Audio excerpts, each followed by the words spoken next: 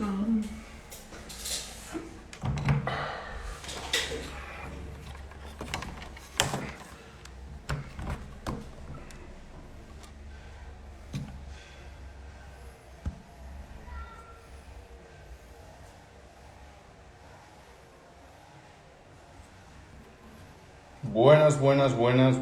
Voy a ver qué pasa aquí, que no puedo darle la vuelta a la cámara. Ahora. Buenas tardes, amigos, ¿qué tal? ¿Cómo estáis? Vamos a esperar a ver que se ponga toda la gente por aquí. Buenas tardes. Vamos a ver si podemos poner también la cámara recta. Yo pienso que ahí la tenemos más o menos colocada. Bueno. Buenas tardes a todos. Vamos a ver. Ahí, perfecto. Saludos a todos.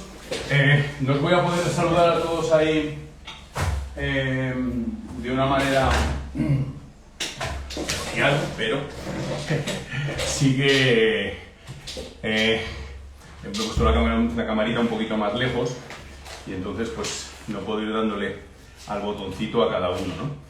Pero sí que os saludo a todos, buenas tardes. El cafecito, por supuesto, preparado para este café con Alan, que hacía días que no teníamos café con Alan. Así que bueno, saludos a todo el mundo. Y con la energía de este rico café que nos brinda esta tierra colombiana, vamos a comenzar un poco a hablar sobre lo que es la valoración, ¿de acuerdo? Lo que es la valoración deportiva. Entonces, vais si queréis haciendo preguntas, pero prefiero soltar todo lo que tengo que soltar primero. Si veo alguna pregunta que sea importante, sí que cogeremos y la meteremos dentro del bloque. Pero si no, asimismo, los que les gusta preguntar siempre lo mismo, ¿vale? Preferiría que preguntaseis al final, ¿vale? Y todo lo que sean preguntas que no sean relacionadas con lo que vamos a hablar hoy, que es rendimiento y valoración deportiva, vamos a intentar obviarlas, ¿de acuerdo? Entonces, bueno, buenas tardes. Vamos a hablar de lo que es la valoración deportiva, ¿no? Para que os hagáis cuenta de lo que es la valoración deportiva, yo os quería ilustrar lo que es para mí es uno de los mejores libros que hay de valoración del rendimiento, ¿no? Os dais cuenta que es un libro de unas 700 páginas, ¿no? Y resumir 700 páginas más todos los años que he estudiado en una hora de charla, pues es la verdad, es bastante complejo, ¿no? Porque realmente el rendimiento deportivo humano, es una cosa muy compleja, ¿de acuerdo? Entonces, yo cada día también pues voy aprendiendo, ¿no? A raíz también de la pandemia he aprendido a que todo lo que está en los libros,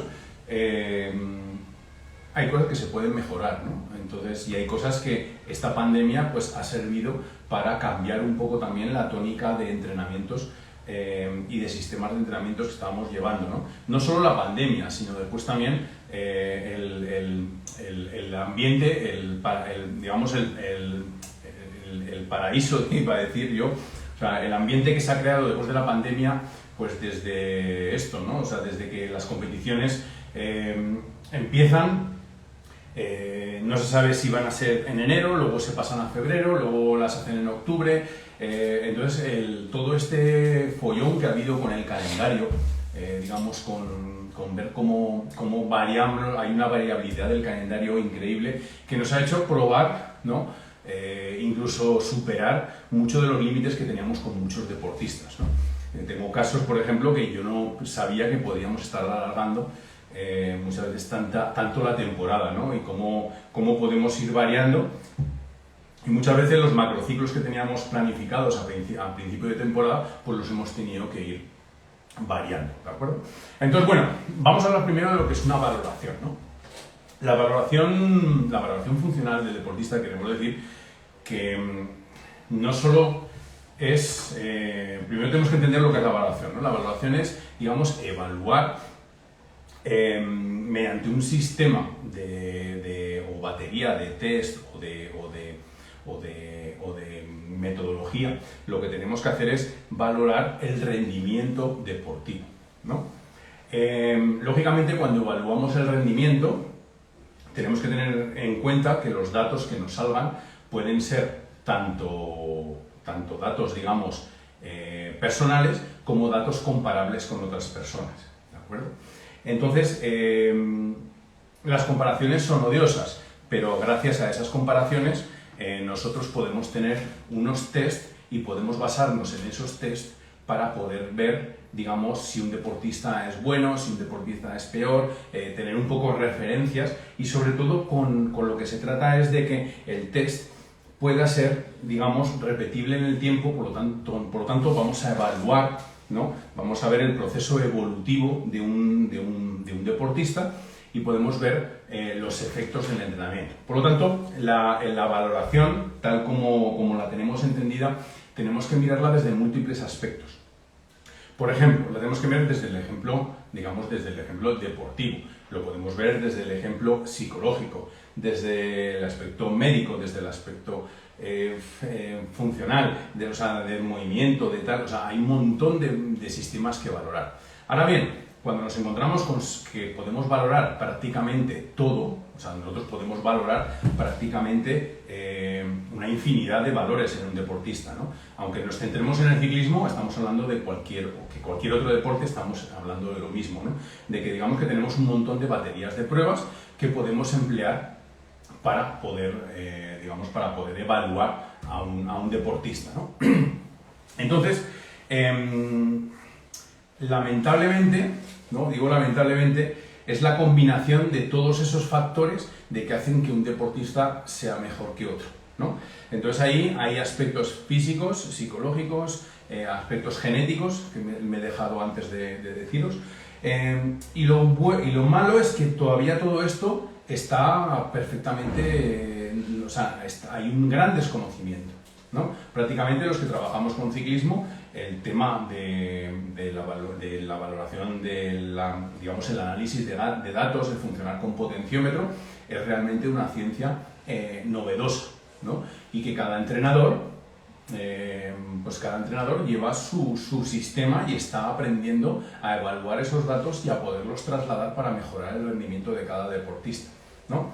Con lo cual no quiere decir que, claro, el que tenga mejor sistema de valoración, o el sistema de valoración, que es lo que estamos hablando, va a ser mucho mejor porque vamos a darnos cuenta muchísimo antes de los factores que están interfiriendo positivamente y negativamente a la hora del entrenamiento, ¿no? Entonces hemos dicho que el rendimiento es la combinación de todo esto y que actualmente no hay nadie que haya dado con el clic de qué combinación tenemos, ¿no? Si combinación 50% psicológica, 50% física, 10% de una cosa, 20%, no hemos dado con la mezcla ideal para poder hacer, digamos, un patrón de lo que sería un deportista de élite, ¿no? Normalmente, pues casi todos los deportistas de élite, pues coincidirá que tienen una serie de parámetros, que luego hablaremos de esos parámetros, que, digamos, son mejores o superiores a la media, o que podemos decir que entre un rango X y X, X y Y, podemos coger y decir que ese deportista es de élite y ese deportista no va a ser de élite. Yo me he encontrado con casos de gente, por ejemplo, hablando del VO2 max, gente que con un buen VO2 max no ha llegado a ser un buen deportista, ¿no? Porque también interfieren los aspectos mentales, los aspectos, digamos, también genéticos. Ya digo que es un montón de cosas las que están ahí, digamos, haciendo una amalgama de todo y sabiendo cuál es el prototipo ideal. Lo que sí que está claro que los deportistas buenos son los que vamos a tener mayores valores de consumo y tal, ¿no? Entonces, dentro de lo que es la valoración, y hemos dicho que dentro de la valoración tenemos muchas cosas que podemos hacer, hay muchos tests que son muy sencillos, hay tests que son más complejos, hay tests más tecnológicos, que nos podemos apoyar más en una tecnología, hay tests que no, ¿vale? Pero normalmente cada test nos va a dar una serie de valores, ¿no? Y hay muchas veces que hacemos un test y nos da valores que no sirven para nada, ¿no? Entonces, claro, nos encontramos muchas veces, por ejemplo, ¿no? Imagínate que yo quiero probar un grupo de ciclistas y digo, bueno, pues como voy a hacer un test de Cooper corriendo, ¿no? O voy a hacer, yo qué sé, pues vamos a hacer un test en la trotadora, en la cinta de trote, y vamos a ver cuántos kilómetros hacen en 10 minutos o en 5, ¿no? Realmente podemos hacer cualquier tipo de test, ¿no? Ese test en ciclistas realmente no nos vale absolutamente para nada, ¿no? Tenemos que buscar una especificidad en el test. O sea, tenemos que lograr que si un ciclista tenga que hacer la prueba en la bicicleta y un atleta es mejor que haga la prueba en el tapiz, ¿no? Incluso después las podemos combinar con pruebas de campo, ¿no? Cuando digo pruebas de campo son pruebas fuera del laboratorio, ¿no? Por ejemplo, aquí podemos hacer una prueba dentro del laboratorio y el laboratorio lo que es bueno es que lo que tenemos dentro del laboratorio hace que la prueba sea homogénea. Quiere decir que dentro de un laboratorio vamos a tener los aparatos bien calibrados, vamos a no tener interferencias con la presión, digamos, con el ambiente, con el viento, con cualquier otra cosa que tengamos, digamos, en el exterior, con factores externos. Estamos dentro cubierto, más o menos la temperatura del recinto es la misma, por lo tanto podemos establecer unos parámetros mucho más justitos, ¿no? O sea, mucho más, digamos, más estables, ¿no? Que eso es también lo que buscamos dentro de un test. Lógicamente después también, para los que son más pros, por decirlo de alguna manera, nos podemos apoyar con test en campo, lo que serían test en exterior, ¿no? Hemos hablado antes que íbamos a decir los parámetros que podemos medir dentro de la evaluación del rendimiento, ¿no? Los parámetros, hay parámetros, por ejemplo, que nos podemos fijar como parámetros cardiovasculares, ¿no? ¿Qué quiere decir? Pues o mediante un ECG, un electrocardiograma, mirar la frecuencia cardíaca, mirar la variabilidad de la frecuencia cardíaca, podemos mirar una serie de factores, ¿no? Pero todo lo que tenga que ver más o menos con el corazón. Dependiendo de la complejidad o de la no complejidad del test, pues podemos ver que sea un poco más complejo o más difícil de hacer o más fácil de hacer. Pero ya digo, los factores cardiovasculares es fijarnos exclusivamente en lo que es el cardiovascular, en lo que es el pulso, ¿no? Tanto en un electrocardiograma como la frecuencia cardíaca sin más, que la podemos medir con un pulsómetro, o como la variabilidad de la frecuencia cardíaca, que es, digamos, la variabilidad entre las puntas, que también puede ser que haya algunos pulsómetros que nos la ofrecen, ¿no? Por ejemplo, como Polar, o la variabilidad también es un sistema de poder, digamos, evaluar, ¿no? Luego tenemos la ergospirometría, ¿no? La ergospirometría es todo lo que se refiere, digamos, a lo que es el análisis tanto del oxígeno como del dióxido de carbono, ¿de acuerdo? Entonces, ahí nos fijaremos en un analizador de gases, necesitaremos un analizador de gases y dependiendo de los valores que nos vaya dando a lo largo de la prueba, pues vamos a fijarnos en la evolución del oxígeno y del CO, en la división entre ellas, el coeficiente respiratorio, en fin, respiraciones por minuto, litros por minuto, o sea, todo eso nos va a dar una serie de datos que vamos a poder emplear para sacar lo que son los umbrales y con ello las zonas de frecuencia cardíaca, ¿no? Vemos que va todo un poquito unido, ¿no? Luego tenemos, digamos, la ergometría, ¿no? La ergometría es todo lo que tiene que ver con los vatios. Digamos, cogemos una bicicleta, o bueno, que podría ser también la velocidad en el caso del tapiz, pero en el caso del ciclismo, la ergometría lo que nos va a dar todo lo que son los datos de potencia, los watts o los vatios que estamos moviendo en cada prueba. Luego tenemos aspectos dinamométricos, ¿no? Dinamométricos quiere decir aspectos que tienen que ver con la fuerza, porque por ejemplo podemos medir la fuerza que tenemos en una mano, la fuerza que tenemos al empujar una cierta tal, la fuerza que podemos hacer en una sentadilla. Con eso ya se medirían con otra serie de aparatos. Podemos medir con un acelerómetro, podemos medir con un aparato de sensor de presión que nos va a indicar, digamos, la fuerza que estamos aplicando en ese sitio en concreto. Luego también tenemos factores bioquímicos. Podemos mirar utilizando la bioquímica. ¿La bioquímica qué es? Pues por ejemplo los análisis de lactato, ¿no? Que es lo que más fácil podemos medir, ¿no? O la glucosa, o los iones, o las hormonas. O sea, podemos medir en un test, digamos, una infinidad de cosas de estas, ¿no? Y luego ya valores antropométricos, ¿vale? como pues por ejemplo el peso, la grasa, el agua, el porcentaje muscular, etc, etc, etc. ¿De acuerdo? Entonces, bueno, ya tenemos un poco qué podemos medir, ¿no? Entonces, cuando nosotros vamos a hacer un test, tenemos que saber qué vamos a medir, ¿no? Y tenemos que medirlo de la manera más fiable y más, digamos, exacta, ¿eh? Entonces, una vez que sepamos que tenemos los aparatos concretos, tenemos unos aparatos que van a ser fiables no solo hoy, sino que mañana, ante el mismo estímulo, nos den el mismo tipo de valor. O sea, si por ejemplo yo utilizo, yo qué sé, una báscula de estas caseras, una balanza, ¿vale? Una balanza casera, pues un día me puede dar pues 100 gramos más, 100 gramos menos, ¿no? Entonces, pero claro, 100 gramos más, 100 gramos menos puede ser un valor demasiado alto, ¿no? En el caso, por ejemplo, que utilicemos un dinamómetro, ¿no? Luego tenemos que ver también el protocolo que utilizamos, ¿no? El protocolo que utilizamos quiere decir, tiene que ser un protocolo que alguien lo haya estudiado, o en el caso de que estemos investigando, que sea uno que estamos poniendo, digamos, un poco un protocolo, estableciendo un protocolo que sea igual el mismo para todos los deportistas, o por lo menos en ese deportista, ¿no? Porque luego ya veremos que podemos hacer evaluaciones individuales de cada deportista, ¿no?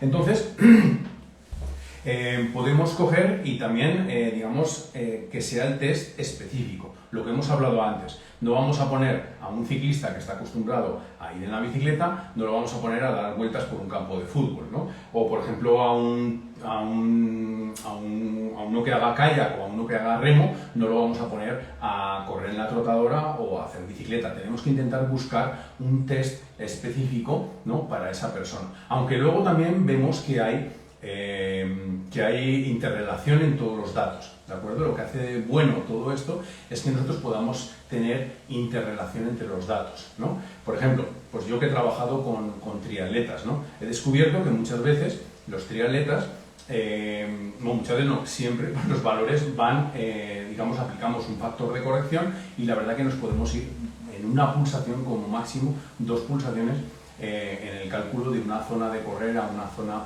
de bici a una zona de natación, ¿de acuerdo? Pero uno que sea exclusivamente, digamos, ciclista, si hacemos la prueba en una trotadora, lógicamente los valores no van a salir tan exactos. ¿Por qué? Aunque salgan unos buenos valores aproximados, vamos a tener un factor de error, ¿no? Y ese factor de error nos lo va a dar que su musculatura no está acostumbrada a hacer trote. Entonces, como no está acostumbrado a hacer trote, los valores que van a salir ahí no van a ser unos valores correctos.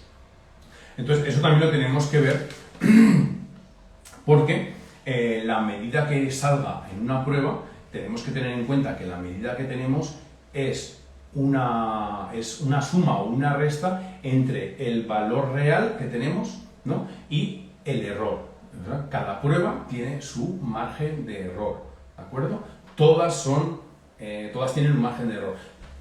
Y al margen de error que tengamos, digamos que lo podemos achacar al equipo de medida, también tenemos el margen de error que lo tengamos en el que esté haciendo la prueba. Lógicamente, si una persona haciendo lactato lleva las manos sucias, no utiliza látex, el tío suda y no le limpia el sudor, por lo tanto, cuando vamos a hacer una medición, una punción en el dedo o vamos a hacer una punción en la oreja, lo que nos vamos a encontrar es de que la medida del ácido láctico, del lactato que tenemos, del lactato que tenemos en el medidor, pues puede variar bastante, porque encima el lactato es un tema que es demasiado sensible y puede variar bastante con lo que realmente tengamos de medida real. Por lo tanto, siempre tenemos que tener en cuenta que ese factor de error lo tendremos que compensar con nuestra experiencia, ¿de acuerdo? O con un test de campo, ¿vale? Pero siempre, dependiendo de la prueba, vamos a tener que, digamos, ponerlo las pilas y ver un poco más allá de lo que tenemos delante de que nos hagan los datos, ¿no? Y luego, el test también tiene que ser que sea repetible en el tiempo, que podamos hacer el mismo test en situaciones análogas dentro de 3 meses, dentro de 2, dentro de 5. De tal manera que consigamos que cuando hablamos del mismo individuo, cuando nosotros estemos hablando del proceso evolutivo de un atleta, nosotros podamos tener esos datos de una manera objetiva. Quiere decir que nosotros podamos decir que este atleta ha mejorado tanto en este sitio y que sea una apreciación real, ¿Mm? ¿De acuerdo? Luego también es una parte muy importante, va a ser que los datos digamos que sacamos en una valoración, y estoy hablando desde el punto de vista de evaluación, no de entrenador, siempre tienen que ser conocidos por el atleta y por el entrenador. Quiere decir que si nosotros hacemos un test de VO2 max, o hacemos un test de lactato, o hacemos un test de Cooper, o hacemos cualquier otro tipo de test, tanto el entrenador como el atleta tiene que saber qué se está midiendo y para qué sirve ese test, ¿no? Hay unas partes dentro del test que mencionan mucho los libros de texto de fisiología y lo que es valoración funcional, que es que el atleta esté conforme con hacer los test, ¿no?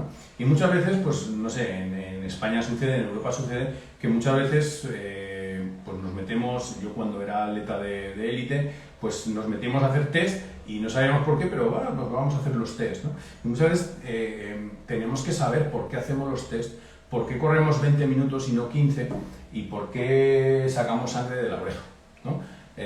O por qué medimos los gases. Y eso hay que hacérselo entender al corredor, porque la cultura, digamos, deportiva que le transmitamos al entrenador y al deportista va a hacer que mejore su rendimiento, porque ya hemos dicho que el rendimiento no solo depende de los valores que nos dé una prueba de esfuerzo, sino que hay un compendio, la genética, la psicología, la medicina, bla, bla, bla, bla, bla, bla, bla, que nos va a dar que ese deportista sea un deportista de élite. Entonces, ya he dicho un poquito esto, ¿no? Y he dicho lo del factor de error, que era también una cosa muy importante. Al fin y al cabo, todo esto se basa en un trabajo estadístico, ¿no? Lo que tenemos nosotros es que estamos trabajando con estadísticas, y gracias a esas estadísticas podemos luego catalogar a los deportistas, ¿no? Si no fuese por esos datos estadísticos, si no fuese por esa estandarización de los procesos, porque al fin y al cabo es una estandarización de procesos, no tendríamos, digamos, ninguna información que nos pudiese valer, ¿no? Entonces, gracias a estas estadísticas y a estos funcionamientos hemos podido crear sistemas o metodologías de entrenamiento, y esta metodología de entrenamiento nos ha llevado a la mejora del rendimiento del atleta. ¿Ok? Entonces, lo que hemos comentado, ¿no? Este proceso a lo que ha ido es engordando unas estadísticas de cuáles son los mejores, cuáles son los peores, que los mejores deportistas, qué valores de VO2 max, o qué valores de lactato, o a qué vatios, o a qué fuerza, o a qué cadencia, dependiendo de lo que estemos, o qué ritmo, dependiendo del deporte que estemos evaluando, nos dan, digamos, unos valores, y luego el metodólogo o el entrenador lo que va a hacer es crear un sistema de entrenamiento, y como este sistema de entrenamiento, como este método de evaluación es repetible en el tiempo, repetimos a los meses y vemos si el sistema de entrenamiento ha valido para mejorar las cualidades que tenemos, que luego hablaremos de ellas, de qué cualidades podemos hablar dentro del deporte, ¿no? Entonces, lo que después, dentro de la prueba de esfuerzo, lo que es la valoración, porque ya hemos dicho que la valoración es digamos, una parte de lo que es, o sea, la prueba de esfuerzo es una parte de lo que es la valoración. Dentro de lo que es la prueba de esfuerzo, tenemos que buscar que nos dé primero una descripción del atleta. ¿Cómo es ese atleta? ¿Qué valor le estamos midiendo? Si estamos midiendo la potencia, los vatios kilo, el VO2 max, ¿qué lo estamos midiendo, ¿no? Y luego, aparte, nos tiene que dar un proceso evolutivo que podamos nosotros repetir en el tiempo ese test, y que con ese test podamos ver la evolución del atleta. Luego podemos tener también, necesitamos que sea una cosa uniforme para todo el mundo, porque también necesitamos un test comparativo. Tenemos que comparar entre atletas. Nosotros, vamos a ver, tenemos un equipo ciclista y podemos comparar entre atletas, ¿no? Y en un equipo ciclista profesional, pues lo que podemos ver es que si sabemos los datos de nuestros corredores, podemos saber quién puede estar para tirar, cuánto tiempo puede tirar en cabeza del pelotón, quién puede ayudar al líder, quién tiene que ayudarlo en plano, quién tiene que ayudarlo en montaña, etc, etc, etc. Por lo tanto, es muy importante que podamos, digamos, cruzar datos de todos los atletas que llevamos, o todos los ciclistas que llevamos, en el caso del ciclismo, para poder, un director deportivo, poder saber qué tiene que hacer con esos atletas en cualquier situación, ¿no? Y luego también tiene que ser, digamos, normativo, ¿no? O sea, tenemos que tener, digamos,